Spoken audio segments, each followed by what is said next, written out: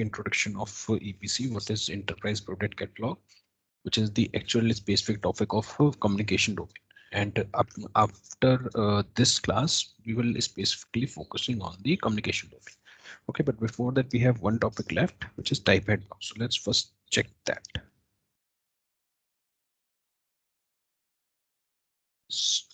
Open the OmniScript that we have created, and also I have requested for another org because type-head block was not sorry, the action block was not there. So yeah, hopefully today you will get another org access. If in the new org also the option is not there, then I will share the different org access.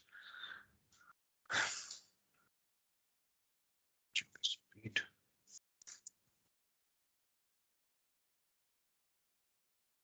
Speed is decent.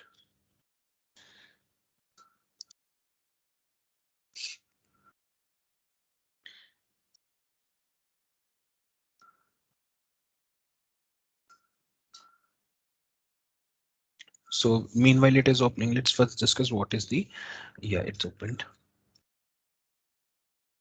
So let's say we will select this. So see what is type-head block. See, so let me open Google. Okay, whenever we type anything here, you will see there are some predictions that Google will show. According to the database, it will start showing those things, right? Whenever you need such requirement where whenever someone type anything and you want to predict something, then you need to go with type-head block. Type-head block are used for the same purpose. There are two purposes for using type-head block. First is you need to use the same thing that we have discussed here, like you need to do some typing and based on that it will sort out the results. Second, the same approach you want to use for maps. Let's say you want to configure maps and there is a functionality where user need to search for an address. Okay, and the moment they start typing, you need to predict all those addresses relevant to that particular string. You can also limit that for a specific country. Let's say you only want to specifically restrict that for India location, then you can select in country as India. But 2 years back that feature was free, but now you need a Google API, and that Google API will only work if you added the credit card into it. So unfortunately we will not test that feature, but yeah, I will show you what all the configuration that we can add into it. Okay, so let me switch back to the classic. It is not working.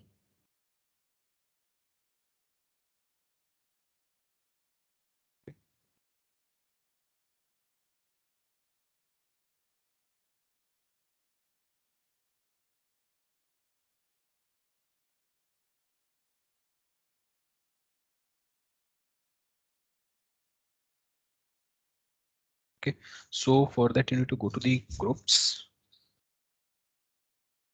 and you will see type-head block, which is this, right? And see, the behavior of type-head block is something which you start from the big starting of your OmniScript, right? Let's say our initial flow starts with the first script where we just need to type the account name.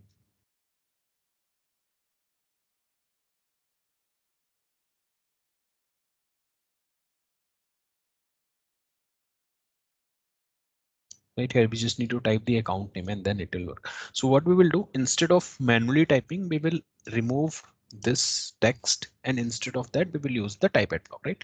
So for that what we need is we need to first go here and drag the type-head block inside the step. Since it's a UI, so it will only dragable up inside the steps. Okay, and inside that now we need to control which field we want to use. So let's use the same field, drag it inside it. Right now if you take a preview, you will see it is behaving like a same field, and you can do it, but it will not show any predictions because we have not configured it, right? So let's do it and check what are the options the type-head block basically shows. This is the name, and we will come into let's first discuss other properties, and then I will tell you what is the exact name we need to put into it, right? This is the label which will be visible for the user. Default value and all those things are same. And if you check this read only checkbox, that means your property of type-head block will not get executed and it will be treated as a blank text. Okay, And yeah, these are things that we already know: masking pattern, minimum length, maximum length. Since it's a text property, so it usually support 255, but yeah, we can increase this as well. Placeholder again, and all those things basically common. There's nothing different we have tracked inside it, right? So let's discuss about this. Actually, whenever we work with typed block, we don't need to drag any field. Let's say if I delete it, then what will happen? Have removed the typed block field, right? Now let's check. You will see still there is a text, because by default typed block will treat it as a text only. But yeah, we sometimes also drag it, because I will tell you the reasons. But yeah, let's drag the field.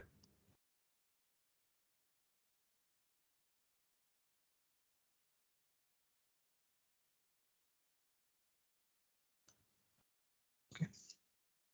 Now also come here and check what are the options we have. We will talk about Google Maps in a while. So all those things are there. Now see, if I ask you to configure this approach in Apex, what you need to first create a field on the UI, and then you need to create one Apex integration on the backend, right? So same thing here also. Instead of using Apex integration, we need to call a data raptor.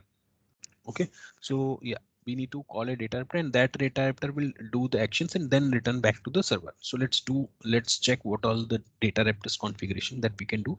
So for that, we need to actually go to the actions and data raptor post. We need to add this inside the typed block. Okay, so it will be inside typed block, and then we can use our account search.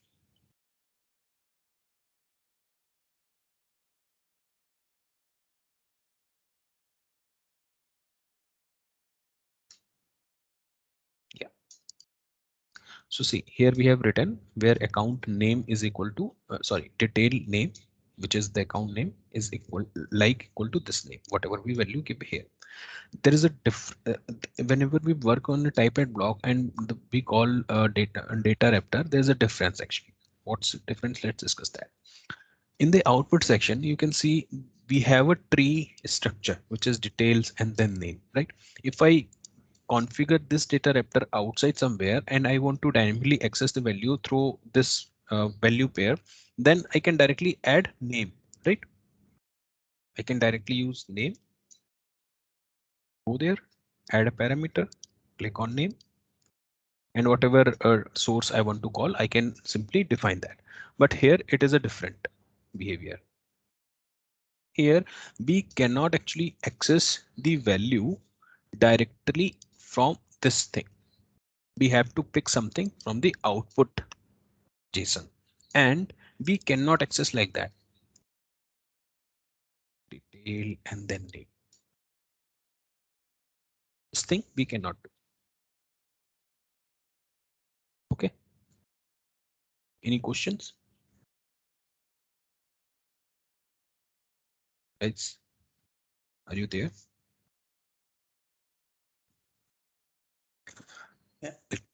Let me again give you clarity. The behavior of data raptor extract action normally is we just need to provide the name here. Okay, and it will work, right? Same thing here we can also do, but in data raptor we can also, if I use it outside, I can also configure it like that. Then I can give it a name. So this feature is not supported if I use data raptor inside a typed block. Okay, I always need to pass the name here. Okay, clear? And this this data raptor we have configured, we have directly used whatever value we have used on the top of it, right? Same goes here as well. We need to pass the same value, but the actual value that we are actually giving it, it's need to be the match. Okay. And how it will need to the match it? First we need to create a field which is outside here. Okay, let me explain you. We need to create a let's say name, and this name needs to outside Let's do one thing. Let me add a different value here, which is your account number.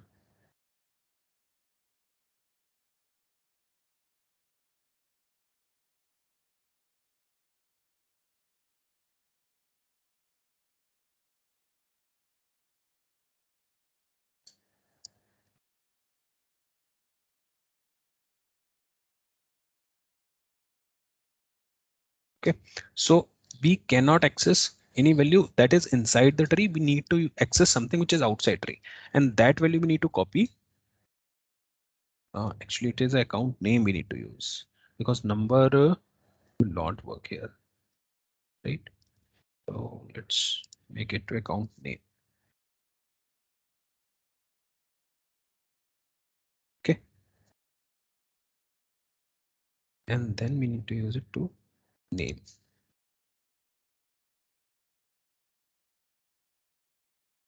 Okay, so what I did basically, I dragged the name outside it, and why I did that, because the name, this binding, like I was saying, is it, this binding we cannot implement if we call it inside the typed block. So that's why I drag it outside, and this account name now we can use inside the here. And we also need to rename our text block with the same name. Okay, now if I go and take a preview and start typing anything, let's say okay,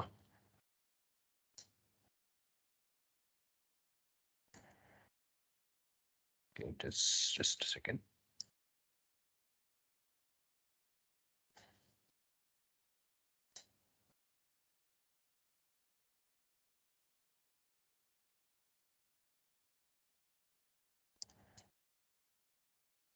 Name.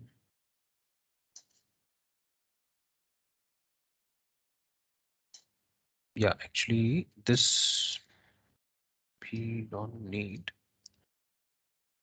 We need to define whatever we did here at the element name. And here we need to use this as a name.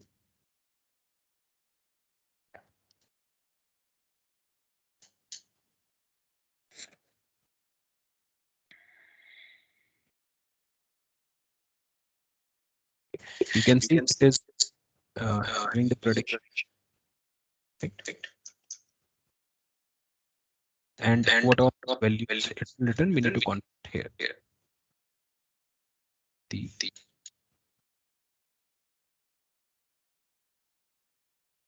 okay, then it will understand what exact value it will return back.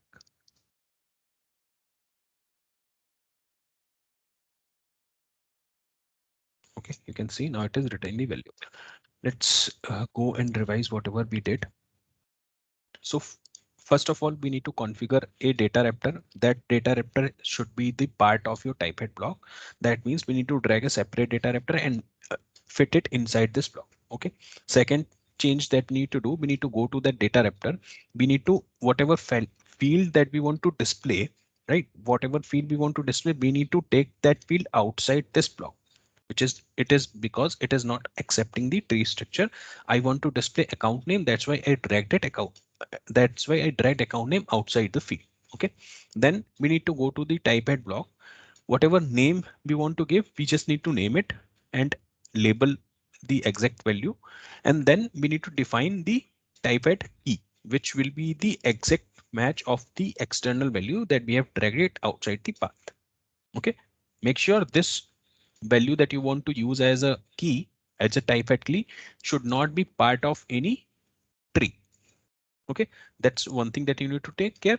Next thing is in there you need to exactly define what value you want to display and what is the key of your where clause. Getting it? Any questions? This and the name you give here needs to be the exact match. Last time when search performed, the result was not the same. See, if when you search for Eric, it was showing some other suggestion. Yeah, actually it starts with the ER combination. So you can see there is a ER combination. That's why. Okay. But is there any limit, something like after entering two character, the search should perform, or That it's just for every key press it is going to fire? Yeah, it by default, if you type one character, it will fire. I define E and it you can see all the combination that starts with it will fire. But yes, there is a limit. I will check it. Actually, previously they added the limit into the same structure, but now you need to do the edit JSON and then you need to define it. Hmm. Okay. Let me check where it is.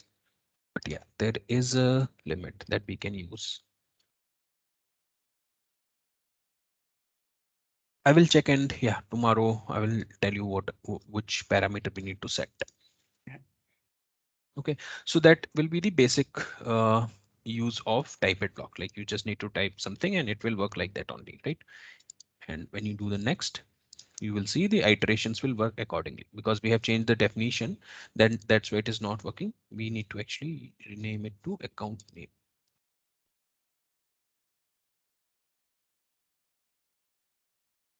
Then it will fetch the data.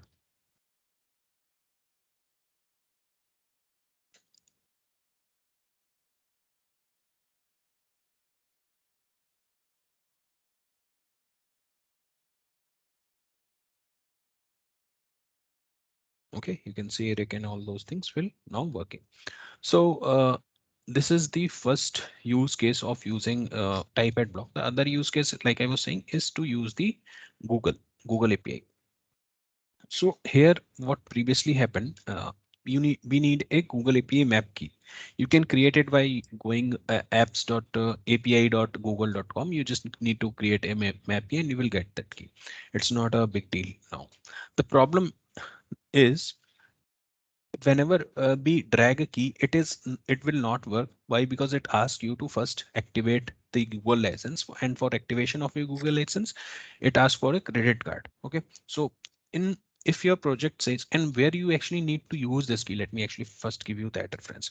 There are some use cases where we only want user to search for an address. Okay, let's say we want user to set their local address or any ship to address or somewhere where they exactly need the address information. In that case, we need to use this Google API key because we want user to search as a address, and that address is not part of your Salesforce database. Okay, in that case, we need to we need to purchase a license and then we need to use it. Okay, here you can see in the left side, you will see some street and local information. This will be static always. You cannot change those things, but in terms of that, you can define which value in your string is supporting the string value. Let's say for the I want to set street. In that case, what I need to go, I need to simply go to the input, drag a text element, and that text element needs to be part of your uh, here somewhere. Okay, and then I can write it a street, and simply I can map the value into the type at block. Okay, you will see it is now available. So I can directly select, okay, this is my street. Similar ways I need to define other properties. So once you do the data, once you define the key and purchase license and do a search, all the value that Google is returning, now it will store those value into those fields that you will define here. Okay, and after that, you will probably do a commit into databases by using a extract call. Getting it? But if you enable Google Maps, you cannot use Data Raptor because the source can only be one for type at block. Okay, when let's say I'm searching here, okay, and the information is fetching from the extract action, right? Then only it will showing the information. But if you use the Google Google Maps, Google autocomplete feature, then you cannot use extract action because the moment I click here, it will stop taking any response from the extract action. It will stop working because now it will consider, okay, you are using Google API. Let's check that.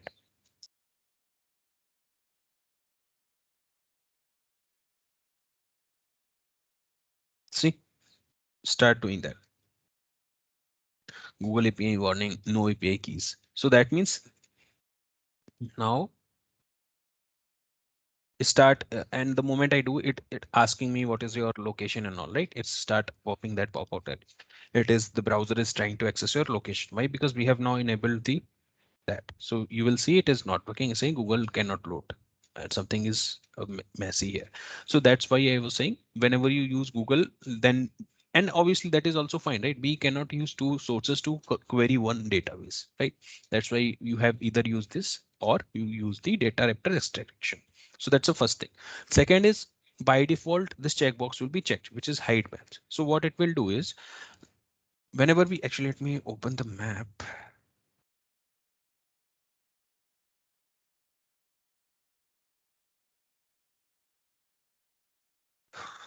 Okay, let's see. I have start typing something here. Okay, let's say I type this. So the moment I type this, you can see the predictions are coming and the same time the map get also loaded. Okay, if I click here, the prediction will now focused on the particular reason that I want to use. Okay, same goes here as well. If you select this checkbox, hide map, then the map will not load. Only whenever people search on the address, only the address prediction will be shown. The moment I uncheck this checkbox, that means when they actually select that, when let's say they have searched something and the like here I search this thing, I search this Taj, let's say, and previously what was happening, only user will only get this prediction. But the moment they select this, the map will load and focus them to that particular reason. And then they can also drag this. I think it is not draggable, but yeah, all the default Google map features that we can actually do, it also support that. So that's why they can actually verify their locations and do the based on that the street and local information will be shown. Okay, this is the first thing. Second is you can also limit this to particular region also. Let's say I only want to restrict it for, let's say, India location. I can simply select country as India. Now whatever search I will do, it will be focused on only India region. It will not focus for outside world. Okay, by default, we will set this option when we have client specific requirement that they only want to search this thing specifically for any location only. Then we can do that. If you want to configure the same option outside velocity, then again you also need to use the Google Maps, but this time you need to use Google Maps for calculating the latitude and longitude, and that latitude and longitude calculation will be done on the back end. Okay, so you have this two controls actually. Whenever in one of my project I use this feature, but the requirement was user don't want to search anything based on Google. They have their own address, because sometimes it's also possibility that user have their own address and they only want to put that, and they want it put as a free string. They don't want any restriction on the top of it. But based on whatever they have selected, we need to backend in the backend we need to calculate the latitude and longitude of those fields, because in UI we want to show the maps. So we need latitude and longitude. So you have always have these two options. They have it's their own pros and cons. Like if you use the backend latitude longitude calculation, then obviously user will be free and they can type anything on it. But again, the problem with that approach is there may be some mismatch happened, and whenever you do a Google API callout, maybe because of invalid address, the callout will not successfully happen, and you need to show somewhere you need to catch that exceptions and says and feedback to the user that whatever information that you have entered is not valid or something happened in the backend. Okay, so that it has pro con. And if you use this feature, then the con is user will not able to actually put something that they want to specifically focus on. Let's say I have searched here Taj. Okay, then they are limited to this search, and then they need to actually, let's say they don't want anything like that, then they actually need to focus on which property they are searching for or which location they are searching for. And what if that location is not properly mentioned in Google API? In that case, they will probably not able to put anything because Google API will not show the proper results. So yeah, these things you need to take care whenever you deal with the mapping. You need to first ask this question, like do you want user to put the information, or do you want the server or the backend Salesforce to calculate the latitude longitude for them and feedback to the user if they have entered a wrong character. Okay, yeah, any questions on it? Okay, so yeah, let's now move to the main topic today, which is the EPC, Enterprise Product Catalog, and Velocity Product Console. These are the two things. And whatever topics that we have discussed yet, it is part of it is common for all Velocity platforms. Okay, it is common for if you install insurance, if you installed any other package, then all those features will be common and it will be used accordingly. It will be common for all Velocity things. Now the topic that today from today we are starting, it is only specific to the communication domains, and that is why actually people differ which type of special feature they want to use. Based on that, they will install the package. So in the communication domain, the main uh, key point is you have a capability to create your own product catalogs. Okay, and apart from product catalog, you can also use the entire order capture journey inside it. Okay, let me actually first show you Amazon, and then I will tell you what I mean by that. Let's say the requirement is we need to Amazon. Let's use Visible. Actually, Amazon is a big brand. Yeah, I will tell you why I switched to Visible. Okay, let's say this is your requirement. Your client is something who's dealing with the e-commerce platforms, and they have their own product catalog and they want to sell their products, right? And they have their own structure like that. And they provide you that I want to sell phones, wearable watches, Apple watches, own phone or SIM card. These four categories we want to sell. Okay. Now my question to you is, if I ask you to build that to sales using Salesforce platform, then what you will do? How you will create this structure?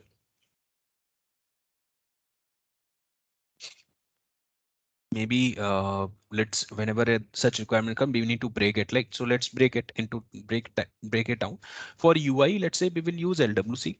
Okay. For logic wise, we will use Apex, and for data wise, we will use Salesforce object oriented structure. Okay, UI wise there is no problem. Like Lightning is capable to show all those things. Logic wise is also we can write the logics and display the information on the backend. It will work fine. The problem starts with the object oriented thing. Let me tell you what is that problem. Today they your customer, your client come up with saying like I want to configure this console for my phone. You use, let's say you created a custom object, and in that custom object you start creating fields for phones. What all fields you probably need? Let's check that out. You need one field to store the color. Second field, you probably need to use the ROM, which is the total capacity, how much storage that the phone can support. Next is what is the RAM of that particular phone. Next is what is the camera features. Up after that, what is the screen quality, and then whether this phone supports dual SIM or eSIM or whatever, right? And then what is the processor? I mean, for each and every detail, you probably need a field. Okay, and that field you have created, you build, you use SOQL query, and you display the information into the into one page, and your job is done. And you also display a logic to create those things to handle the price lists and price books. That's good, that's awesome. And you deliver the product to production and it is going good. Then your customers come into the picture, they say, hey, okay, that's good, and now they want to view wearable watches. Okay, they want to configure whatever you did for this. Is whatever UI you built, it is looking very good, I'm very impressed, just use the same UI to display watch informations. In that case, if I handle this this requirement into Salesforce, then problem is in object structure. Maybe we can use the same lightning component, maybe we can use the same Apex class. Problem starts with the backend object oriented. Why? Because all those fields that we have created is now useless for watch, because watch is having its own property. Okay, watches is now you probably need whether the watch are analog or it's digital. If it is analog, then what is the basically whether what is the design of that analog, whether it is for males or females. And if let's say if the it is a digital watch, then what is the total peak size of that watch to control, what is the total I mean that's band color and all those things, right? So you probably again need to create different fields, or you probably need to create another object to handle that. So since this is only two categories that we have configured it, one is the mobile phones and second is the watches, and in those two category it will be very problematic, and it very tendencies job for someone to handle such approaches, right? So that is why the core concept or CRM is get compromised when we need to deal with such requirements. Okay, the other problem is whenever such project comes, such projects comes into the picture, we need to quote a time. Let's say we quoted it for two sprint, let's say for 6 months. Okay, but in that 6 months, whenever we are dealing with the development, the requirement get frequently changes. That is what happens in most of the time when we deal with such projects. What requirement changes? Maybe they will say, hey, you are doing it for two products, we need three products more. Okay, then you again need to change your logic, and based on that you need to work, right? So controlling all those things will be very difficult if you deal with a CRM. The other problems comes when you actually deals with the pricings. Let's say for this Apple Watch, the price in USA is a different and price in India is a different. Then how you will actually control this feature of having two different price? Let's say there is a discount going on USA for season end sales, maybe weekend, 31st December to 31st January, there is a discount going for a US, but this discount is not applicable for any other country. In that case, how you will configure this thing? So the point that I want to make is you can see there is a limitation of CRMs come into the picture at this line. Okay, it is very good in dealing with the sales cloud, service cloud, and all those things, even for the customization also. But whenever be any requirement comes into the picture that actually require frequent changes and a huge structure that doesn't fit well into the object oriented structure, then it is get compromised. Couple of good persons or minded persons sit together and they think, okay, we have to improve these things. Okay, then the core concept of velocity comes into the picture. They said, hey, for UI I will not use LWC, I will use my own UI. For logic wise, I don't want user to spend their times on writing the Apex classes, and for backend we will not store any such complex structure directly to the object oriented thing. We will handle this thing with the help of JSON. And how JSON, let me actually explain you. They created a VF page where users can actually drag drop the UI that we have already seen, which is called OmniScripts, right?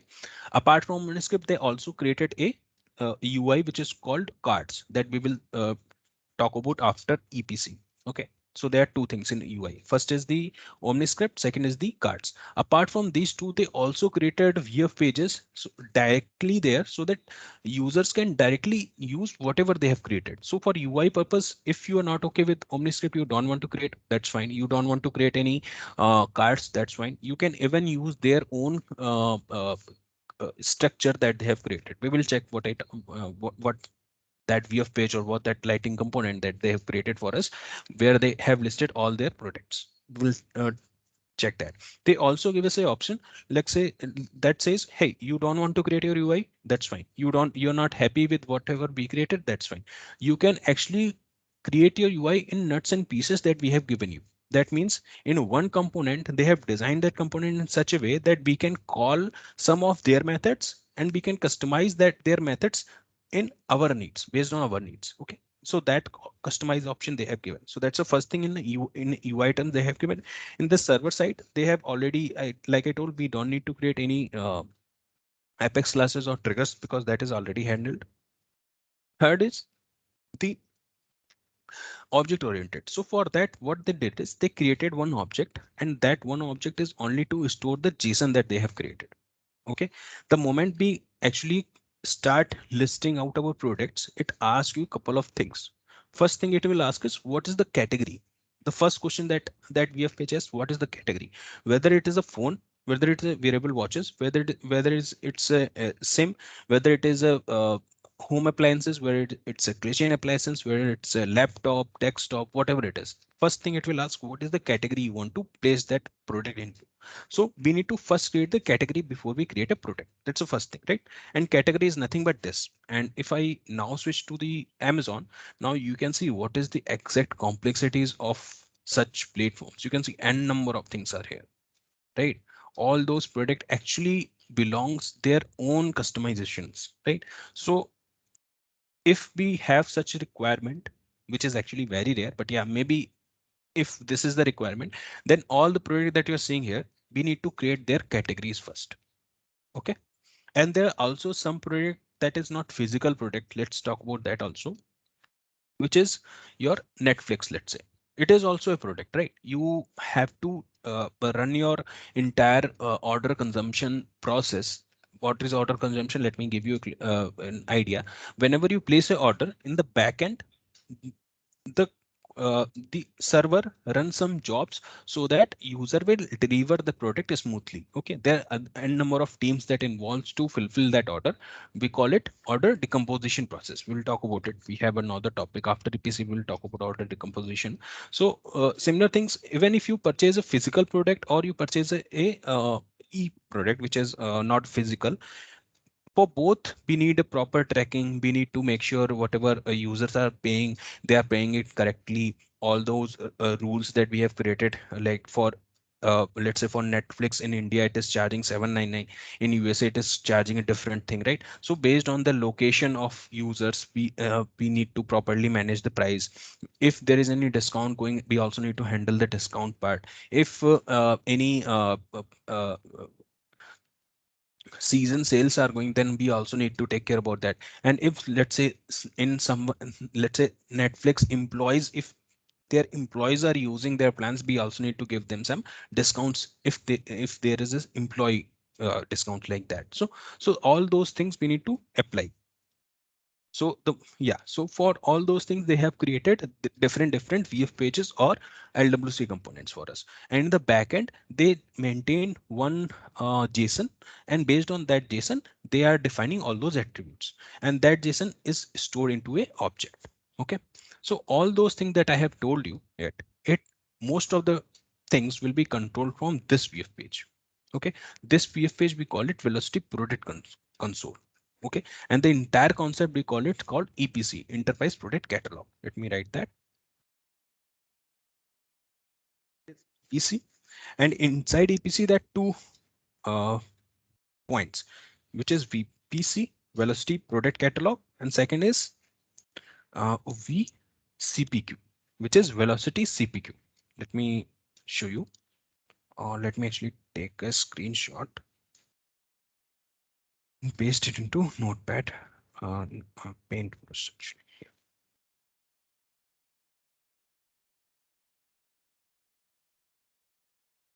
Yeah. Now let me divide this into two parts. First is the VPC, second is the velocity CPQ. Let's distinguish. So this, the red highlight that I'm doing, this is a part of your VPC, velocity product catalog. Product management, let's discuss that. In product management thing, we need to add products, we need to take care about their discounts, we need to take care about their promotions and any offer or anything, right? So that combination we will do in product management. Yes, you can see there are two things, two terms, which is promotions and discount. In velocity terms, promotions and discount, they are two different things. Okay, next in the next is the foundation, which is basically deals with the attributes and the pick list. We'll discuss about it, what is that, but you can now consider this is nothing but your fields. You can say, if I specify this thing clearly, this is nothing but your fields. Okay, here we will create fields for different products. This is the price book. This is part of your CPQ. Okay, here we will take care about what is the price of that particular product and how the price will vary based on the time or any policies. Let's say for iPhone 13 is launched. Okay, and for this duration, when iPhone 13 is launched, we want to give a price cut for iPhone 12 and iPhone 11 for let's say 3 months. So in that case, we need to use a time policy for iPhone 13 and iPhone 12 and iPhone 11, so that their price can be cut down for at least 3 months. Okay, so those configuration we will do here. Next is the metadata. Metadata means whatever object you are seeing here, this is nothing but the type, like I was saying, whether it is a phone, whether it is a smartwatch, whether it is a laptop, desktop, whatever it is, we need to go here and we need to create a object for it, which is nothing but your category, you can say. Okay, and this category is something which is follow the nesting. Okay, let me tell you what is that. Let's say we have created a category for um, phone. We have created a category for phone. Okay, that's the main category. And inside phone category, we created two categories, Android and iPhones. Okay, so most of the features, let's say RAM, ROM, battery capacity, display, all those things we will define at mobile level. Okay, and the Android and iOS categories we have defined because we want to specifically tell about the specification. Let's say in uh, iPhone, we will define what is the what is the camera size. Okay, what is the lens that they have used, what is the sonar that they have used. Okay, all those things, what is the notch or whatever the new feature that Android that iOS launched, we can define at that level. And for Android, we can define Android specific things like what is the let's say display quality, what is the thumb impression, which type of thumb impression they have used in display, or the physical thumb impression they have used. Like you're getting it right. So there will be parent category, and inside the parent category there are child categories. Okay, we call it object, and at this level whatever we have defined, it will automatically provide it, I mean it will automatically assign to their childs. We'll discuss about it, right? Next is the rules. This is very complex. We need to take care, we need to actually take care specific mindset to understand that rules are part of your CPQ.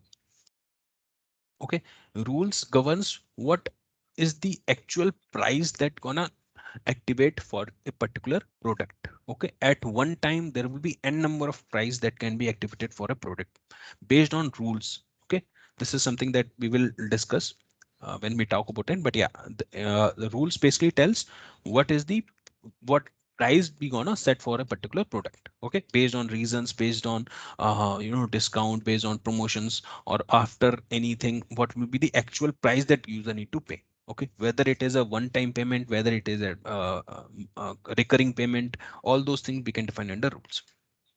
Next is the layout, like it says, whatever how the layout you want to configure. So those things we can set here. Okay, any questions into it? So today I only cover the theory part of it. So make sure the theory is clear. Any questions? You should have any questions here. That is a normal. Hmm. So I want to know the feedback. Is the speed is correct of defining the classes, or you need any improvement or anything? I feel like it's going too much faster. You know, things are topics are covering. Those who know the concept, it will easy for them to capture. But those who are very new to this, they it need some time for them to pick up. I feel like it's going in rapid speed, Okay, especially. so yeah, thanks for that. Let me actually start from the beginning. So let me actually give you the intention of this APC and VPC and what is the CPQ and all those things. Let me start from the basics again. So see, uh, is it clear why do we need to install Velocity, and what is the need of you, and where the actual CRM get compromised? Is it clear? Yes, that part is clear for me. Yeah. Okay.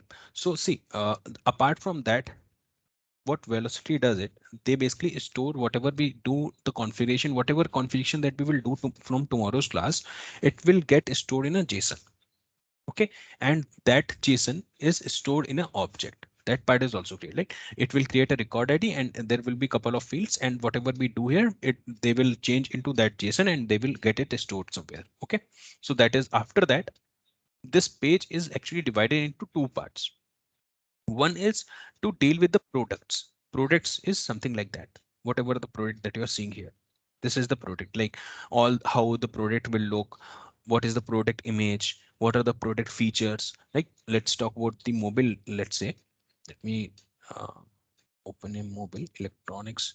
So you can see I have clicked on electronics. Okay, in electronics, I will go to the where is mobile? Yeah, those are the brands. Yeah, here is mobile. So I clicked on mobile, and inside mobile, you will see there are different categories now started, right? So you can imagine the mobile is a major category, and inside that there are different categories, right? Mobile accessories, and there is brand and all those. Okay, let me open one. Mobile is a product, right? Under that it has categories. Mobile, no, mobile is a category. Okay. Product is this one plus 70. This is a product. Okay. Okay. Yeah. Okay, mobile is a category. Inside mobile there are subcategories. Okay, you can consider those categories as a subcategory. After clicking on this, all those things, mobile accessories, not laptop accessories, you can consider electronics as one category. And inside electronics there's mobile accessories, laptop accessories, TV, audio, cameras, all those things are subcategory.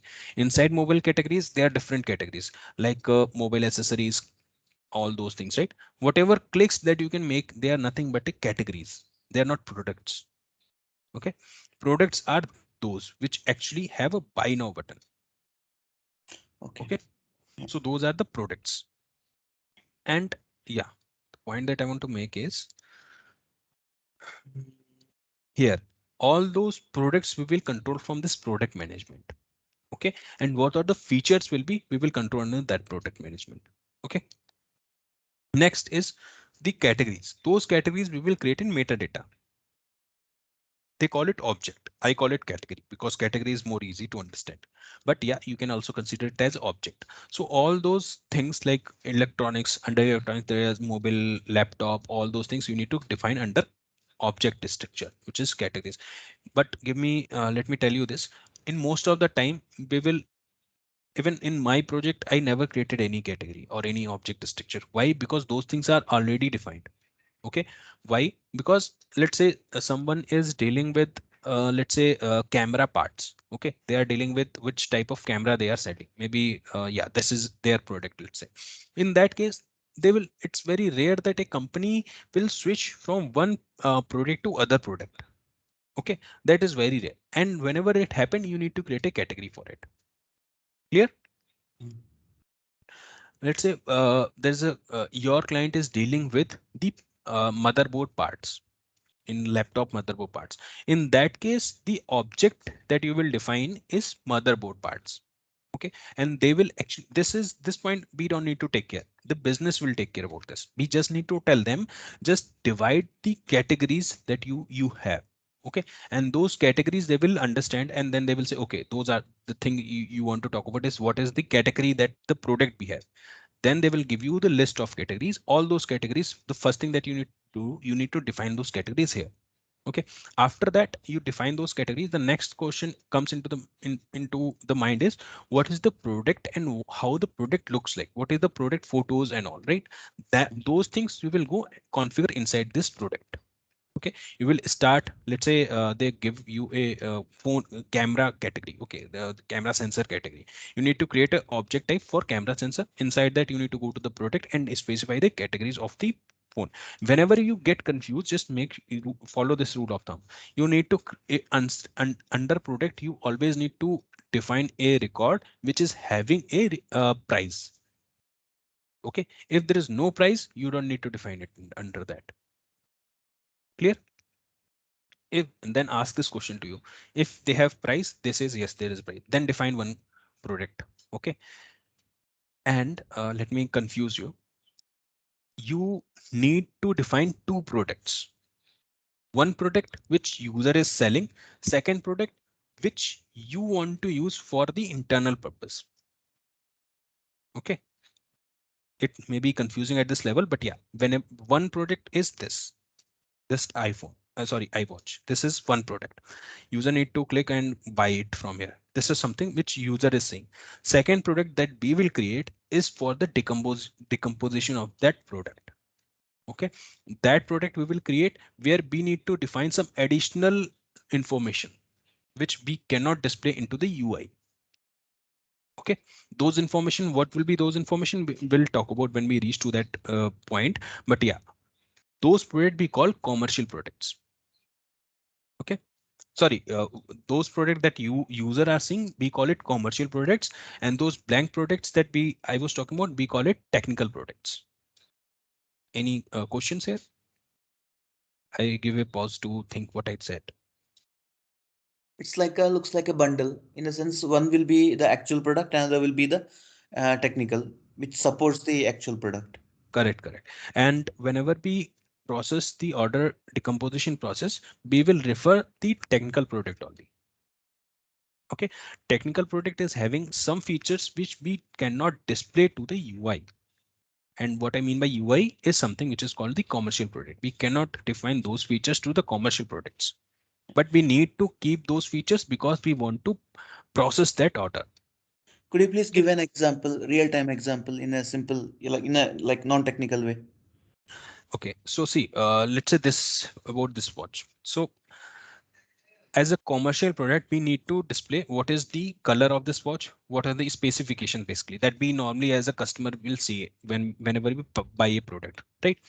When we actually add it to the card and buy it, at that moment system will create a technical product. In that technical product, the requirement will be the special features will be who will be delivering this product. That means who will be the deliver partner and who will be the person who get notified to pick that order. Mm. Okay, who will be the, and from where we need to deduce the total number of count from our bucket. Let's say the user picked 5 watches. Okay, and in the backend we have stored 40 as a capacity, I mean total stock. I need to deduce this 5 to, sorry, 40 to 5. So this 5 will be the technical product element. Okay, next is who will be the partner, like I saying, who will be the delivery partner, and all those information which actually required to consume that order will be part of your Okay. technical product. Okay, all those things we will create under product category here. Okay, now whatever done, we have defined the category, we have defined the product. Now the next thing which comes into the picture is, okay, we have defined the category, but before that we also need to define specifications of that category, right? Like what is the color, what is the size, what is the weight, what is the screen, all those things we need to define under this attributes. Okay, there when you click on new, it will we need to create attribute. Let's say for color, we created a attribute for color, and then we need to go to the product and use those color, right? So all those basically fields you need to clear under attributes. The spec list is simpler, like let's say the requirement is to configure RAM options, and RAM is coming as a 4 GB, 6 GB, 8 GB, 12 GB, 16 GB. These are the 5 options. So 5 will be the pick list because this is something we 3 GB ROM is, let's say RAM is not in any other in our list. 5 GB RAM is not anywhere in our list. So like the name says, pick list means it have some 5, 6 or 10 options, and those 10 options will be the static options. We cannot use anything other from that. Then we need to define it pick list. Apart from that, any number, text, date, all those things we can define under attributes. Clear? Is this specific to category or a product? The foundation something It is specific to product. product, yeah, yeah. Category is simple name you created. Let's say I created a category for let's say mobile. So name will be mobile only. We'll discuss about it how you will relate those fields into the layout, right? For that we have layout management. Okay, whatever you will see here, this is nothing but an object. Let me actually tell you what Velocity is doing. They created an object, and those objects are independent object. Now you can define, now you can look up those fields to those objects. Okay, so it's a many to many relation, you can say. Okay, you can define, let's say you have created a attribute called color. That color you can also refer to iPhones, you can also refer to Androids, and the same color you can also refer to, let's say, bottles, which is a kitchen category, kitchen appliances category. Okay, same color you can use. Getting it? Okay. Okay, we have defined the category, defined the product. We also define which fields we want to see. Now, after this level, what is the next thing that we need to define is the pricing. Whenever price comes into the picture, that means now you are talking about CPQ. Okay. In Salesforce, we have a standard price list uh, object which deals with the pricing. Here they have actually did something more specific in that. Here we directly define a price without any discount, without any offer. Okay. And with the help of that, we can also define a rules on it. Right. Let's say there's one thing which is, let's say this watch. Okay. It is costing, let's say this 336 dollar. Okay. And the customer is only dealing with the USA, then we don't need to create anything else. We simply create a simple price book. There's no discount, nothing. And we patch that price book into the product. Okay. And how we will create that price book is, let's discuss that. Here you need to go to the price lists. You need to create a price variable. Price variable is nothing but a price MRP, you can say $10, $20. That will be come under that. Okay. Those $10, $20 you can define under price list, and that price list you can define under product. Okay. Clear? Price list is associated to a product. Right. Not clear about price variable. Price variable, see, velocity actually are very particular on defining the structure actually. So in price list, let's say you created a price list for $10. Okay. So that $10 you cannot hard code.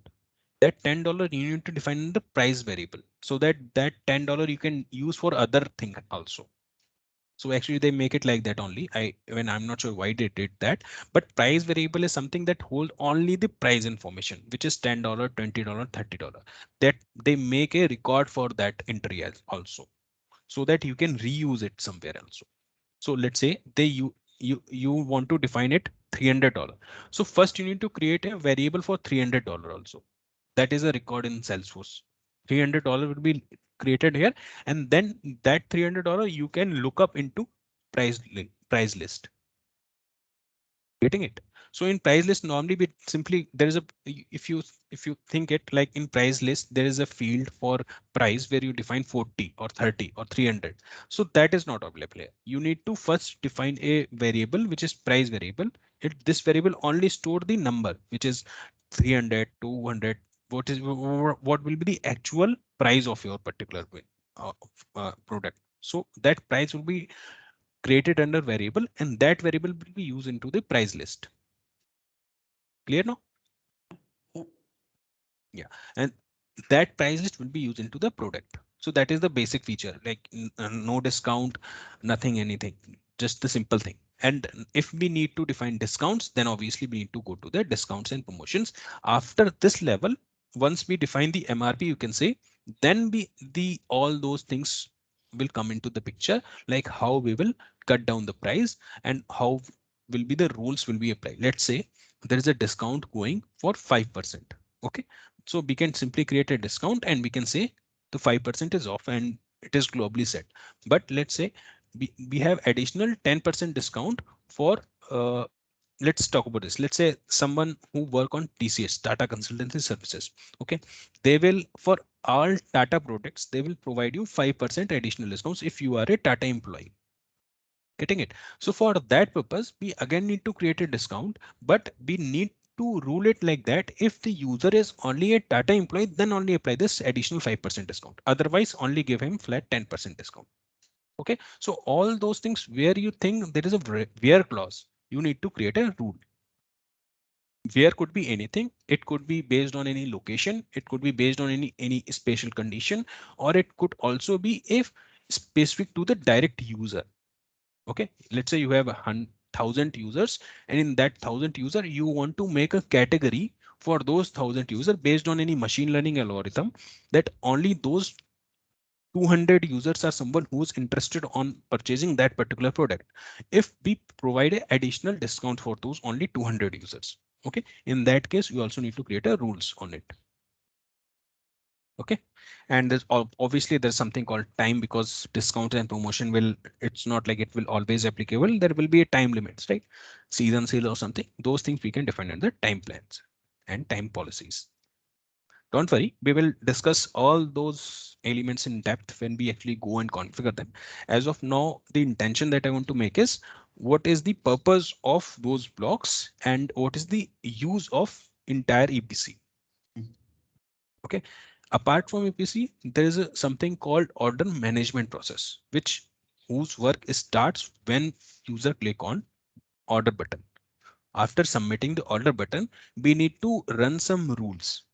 Okay, what rules?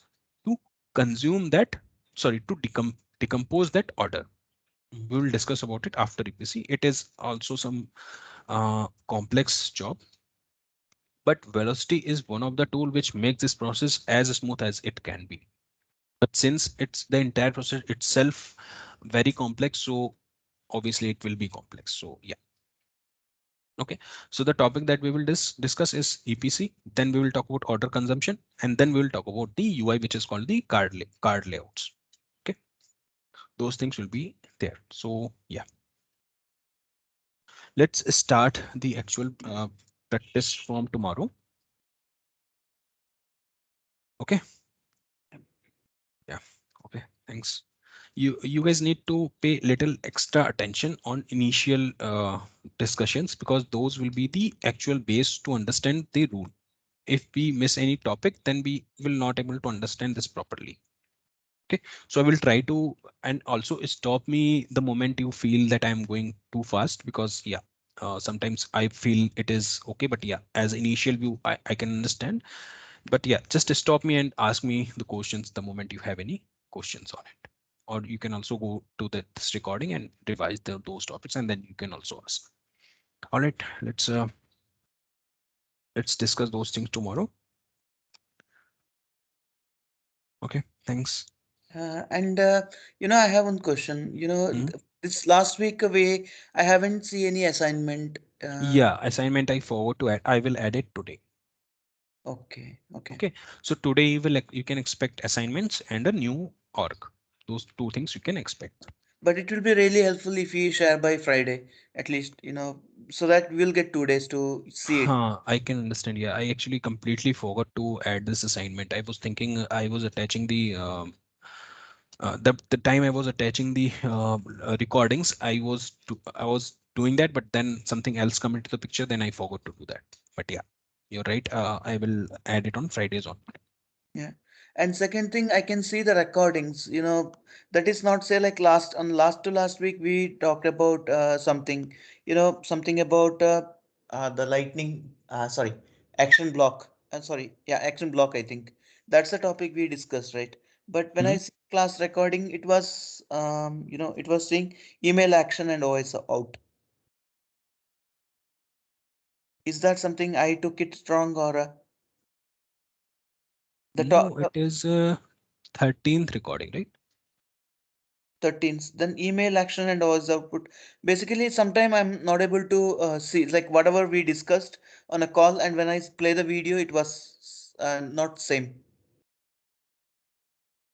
Okay, I will discuss this with IT, but I think the last discussion that if you want to listen, it will be class 13. Class 13, okay, Yeah, okay, maybe what I will tell them to add one row based on the created data or something, so that you exactly. can shorten. Yeah, When that actually the video will be uploaded usually? it will be uploaded by 12.